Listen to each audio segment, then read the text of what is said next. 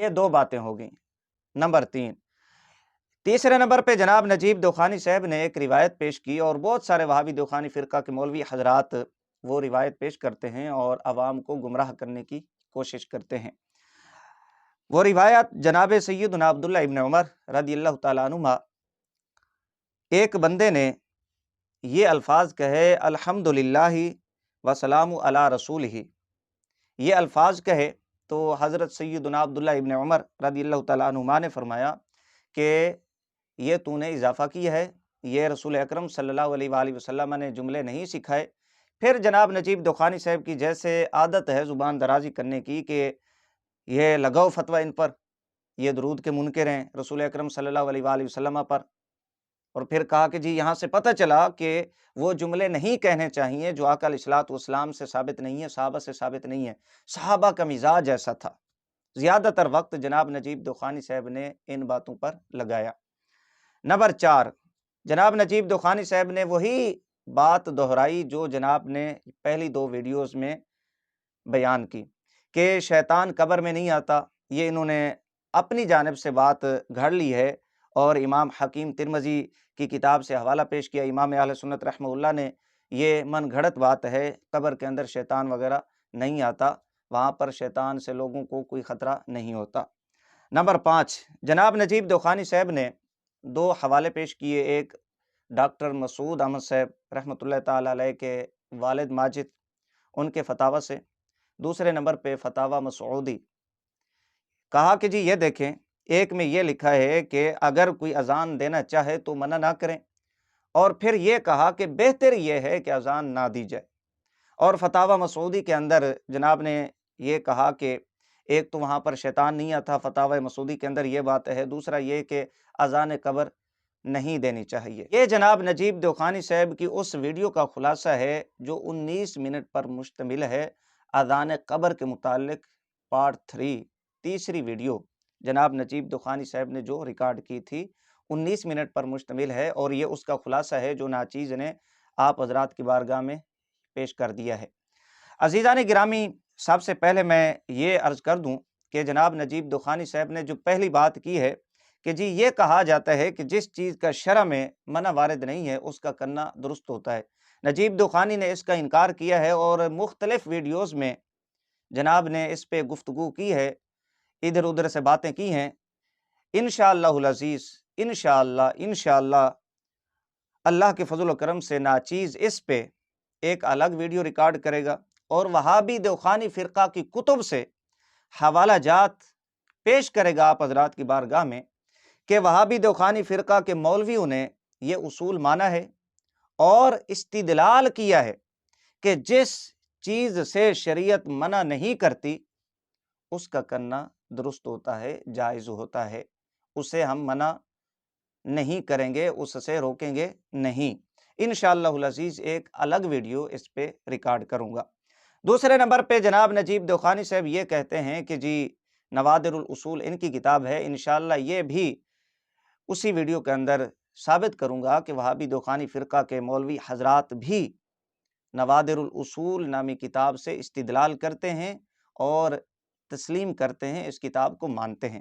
لہٰذا یہ جاہل آدمی ہے، اپنے اکابرین کی کتب کو پڑھتا نہیں ہے، بس بونگیاں مارنے کے لیے یہ ویڈیو ریکارڈ کراتا ہے، اپنی واہ واہ کرانے کے لیے، تاکہ دوخانی فرقہ میں اس کی بچی کھچی عزت جو ہے وہ رہ جائے، وگرنہ کوئی حال اس کا ہے نہیں۔ تیسرے نمبر پہ جناب نجیب دوخانی صاحب نے جو یہ روایت پیش کی حضرت سیدنا عبداللہ ابن عمر رضی اللہ تعالیٰ عنہما والی کہ جی ایک بندے نے چھینک کے جواب میں الحمدللہ وسلام علی رسول ہی کے الفاظ کہے، تو حضرت سیدنا عبداللہ ابن عمر رضی اللہ تعالیٰ عنہما نے اسے روکا اور کہا کہ جی یہ الفاظ آقا علیہ الصلوۃ والسلام سے مروی نہیں ہے۔ میں آپ کو بتا دوں، شعب الایمان کے اندر امام بہقی رحمہ اللہ نے ان روایات پر گفتگو کی ہے، اور اس روایت سے اوپر 2 روایتیں اسی باب کے اندر امام بہقی رحمہ اللہ نے اور بھی نقل کی ہیں۔ وہاں پر ایک بندے نے جب یہ الفاظ کہے چھینک کے جواب میں، حضرت عبداللہ ابن عمر رضی اللہ تعالیٰ عنہما اسے فرماتے ہیں کہ قد بخلتا، کہ تو نے بخل سے کام لیا، جیسے وہابی دوخانی فرقہ کے مولوی حضرات کرتے ہیں بخل سے کام لیتے ہیں، لوگوں کو رسول اکرم صلی اللہ علیہ وآلہ وسلم پر درود و سلام سے روکتے ہیں۔ حضرت عبداللہ ابن عمر رضی اللہ تعالیٰ عنہما فرماتے ہیں کہ تم نے اللہ کی حمد تو بیان کی ہے، لیکن آقا علیہ الصلوۃ والسلام پر درود و سلام نہیں پڑھا، درود شریف نہیں پڑھا، تو نے بخل سے کام لیا ہے۔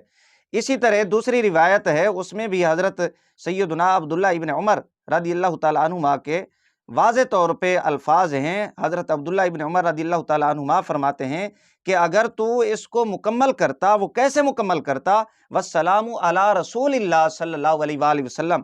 یہ بھی چھینک والی روایت ہے، جناب نجیب دخانی صاحب، حضرت عبداللہ ابن عمر رضی اللہ تعالیٰ عنہما فقال الحمد للہ رب العالمین فقال عبداللہ، جب اس بندے نے الحمد للہ رب العالمین یہ جملے کہے، حضرت عبداللہ ابن عمر فرماتے ہیں کہ اگر تو اس کو مکمل کرتا، والسلام علی رسول اللہ، آقا علیہ الصلوۃ والسلام پر بھی درود و سلام بھیجتا۔ یہ حضرت عبداللہ ابن عمر رضی اللہ تعالیٰ عنہما جواب دے رہے ہیں، فرما رہے ہیں۔ اس پہ اور بھی بہت گفتگو کی جا سکتی ہے، لہٰذا آپ کا یہ دھوکہ دینا درست نہیں ہے، عوام کو آپ گمراہ نہیں کر سکتے۔ یہ روایات بھی موجود ہیں چھینک والی۔ یہاں پر جناب نجیب دوخانی صاحب کسی کو جواب دے رہے ہیں، امام المناظرینی کے منصب کو سنبھالتے ہوئے، دوخانی فرقہ کے امام المناظرینی کے منصب کو جناب سہارا دیتے ہوئے، مسلم شریف کی ایک روایت جناب نے اس پہ تبصرہ کیا تلبیہ کے متعلق۔ حضرت عبداللہ ابن عمر رضی اللہ تعالیٰ عنہما تلبیہ کہتے، اور پھر اس میں واضح طور پہ یہ روایت صفحہ نمبر 375 اس باب کی حدیث نمبر 1 اور حدیث نمبر 2، ان میں واضح طور پہ یہ الفاظ ہیں کہ حضرت عبداللہ ابن عمر رضی اللہ تعالیٰ عنہما زیادتی کرتے ان الفاظ کی، ان الفاظ کو زیادہ کرتے، اضافہ کرتے ان کا۔ جناب نجیب دوخانی صاحب کہتے ہیں کہ جی اسی روایت میں لکھا ہے، راوی کہتے ہیں کہ یہ رسول اکرم صلی اللہ علیہ وآلہ وسلم کا تلبیہ تھا، یعنی ان الفاظ کی زیادتی رسول اکرم صلی اللہ علیہ وآلہ وسلم سے ثابت ہے۔ جناب نجیب دوخانی صاحب ذرا مہربانی کر کے ان دو روایات میں ہمیں دکھا دیں کہ کس جگہ راوی نے کہا ہے کہ یہ الفاظ رسول اکرم صلی اللہ علیہ وآلہ وسلم سے ثابت ہیں۔ کیوں جھوٹ بولتے ہیں آپ؟ نافع کہتے ہیں کان عبداللہ رضی اللہ تعالیٰ عنہما یزید ما ھذا لبیک لبیک لبیک وسعدیک، آگے پھر وہ الفاظ نقل کیے۔ کس جگہ راوی نے کہا کہ یہ تلبیہ رسول اکرم صلی اللہ علیہ وآلہ وسلم سے ثابت ہے، یہ الفاظ آقا علیہ الصلوۃ والسلام سے ثابت ہیں؟ ذرا ہمیں دکھا دیں۔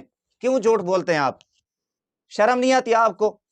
حدیث کی کتابوں پہ آپ جھوٹ بولتے ہیں، محدثین پہ جھوٹ بولتے ہیں۔ کس جگہ راوی نے کہا کہ یہ تلبیہ رسول اکرم صلی اللہ علیہ وآلہ وسلم سے ثابت ہے؟ خدا کے لیے آپ جھوٹ نہ بولیں، شرم سے کام لیں۔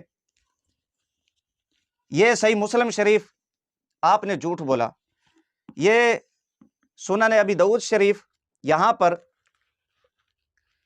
حضرت سیدنا عبداللہ ابن عمر رضی اللہ تعالیٰ عنہما، آپ کہتے ہیں صحابہ کے مزاج، جی صحابہ کرام کسی اضافے کو برداشت نہیں کرتے تھے۔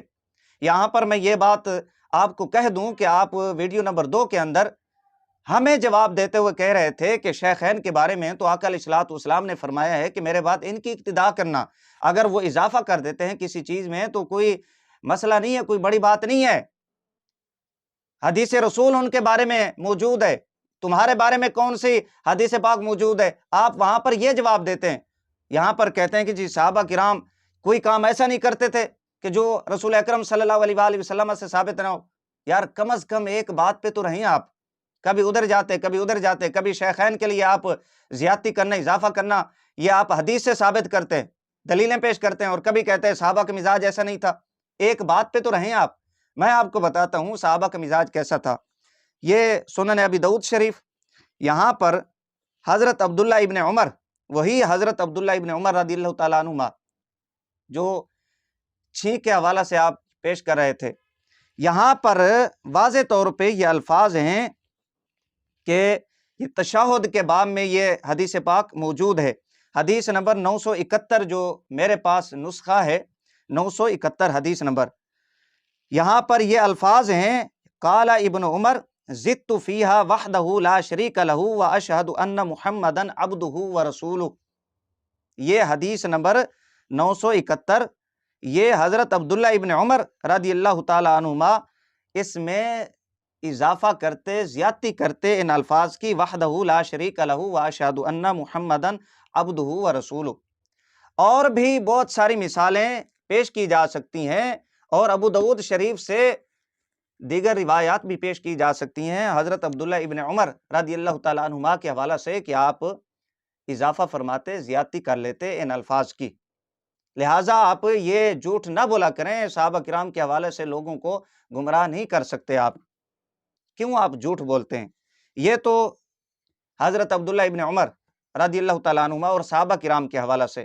یہاں پر میں آپ کو بتا دوں، تذکرۃ الخلیل کے اندر درود شریف اب ایک عبادت ہے، وہاں پر خلیل امبیٹھوی اس کے حوالہ سے یہ بات لکھی ہوئی ہے کہ وہ لفظ سیدنا کا اضافہ کرتے ہیں درود شریف کے اندر، لفظ سیدنا کا اضافہ کرتے ہیں درود پاک میں۔ یہ تمہارے گھر کی شریعت ہے، تمہارا مولوی درود پاک میں وہ الفاظ کا اضافہ کر دے تو کوئی مسئلہ نہیں ہے۔ صحابہ کرام کے حوالے سے تم لوگوں کو گمراہ کرتے ہو، جی صحابہ اضافہ نہیں کرتے تھے۔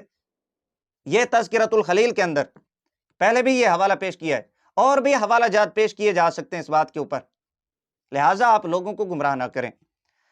نمبر 4، فتاوی حضرت مفتی مظہر اللہ دہلوی، وہاں پر یہ بات ہے کہ اگر کوئی اذان دینا چاہے تو منع نہیں کرنا چاہیے۔